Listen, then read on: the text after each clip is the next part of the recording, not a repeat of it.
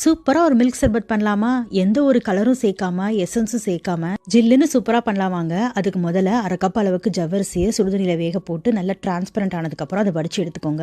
இப்போ அதை நல்லா சில் தண்ணியில கழுவி ஒரு பவுல்ல மாற்றி வச்சிருங்க. இப்போ அதில் வெறும் 2 ஸ்பூன் அளவுக்கு பீட்ரூட் எசன்ஸ் சேர்த்து நல்லா மிக்ஸ் பண்ணி அப்படியே ஊற விட்டுருங்க கொஞ்ச நேரம். இப்போ அடுத்ததாக ஒரு 1/2 கப் அளவுக்கு சேமியாவை நல்லா சுடுதண்ணியில வேக வச்சு அதையும் அதே மாதிரி வடிச்சு சில் தண்ணியில கழுவி அதையும் அந்த ஜவ்வரிசி இருக்க பவுலில் சேர்த்து மேற்கொண்டு பீட்ரூட் எசன்ஸ் சேர்த்து நல்லா மிக்ஸ் பண்ணி ஊற விட்டுருங்க. ரெண்டும் கலர் நல்லா ஒட்டட்டும். இப்போ அடுத்த ஒரு பவுலில் 1 கப் பால், 1 டேபிள் ஸ்பூன் கார்ன்ஃப்ளோர் சேர்த்து நல்லா கட்டி இல்லாமல் கரைச்சி எடுத்து வச்சுக்கோங்க. இப்போ அடுத்ததாக ஒரு 1/2 லிட்டர் பாலை நல்லா பாயில் பண்ணி பால் நல்லா கொதிச்சு பாயில் ஆனதுக்கப்புறமா அதில் நம்ம கரைச்சி வச்சுருந்தோம்னா அந்த சோள மாவு அதை இப்போ சேர்த்துருங்க. இது நல்லா பாலுக்கு ஒரு திக்னஸ் கொடுக்கும். எக்ஸ்ட்ராவாக நம்ம கண்டன்ஸ் மில்க் எதுவும் சேர்க்க தேவைப்படாது.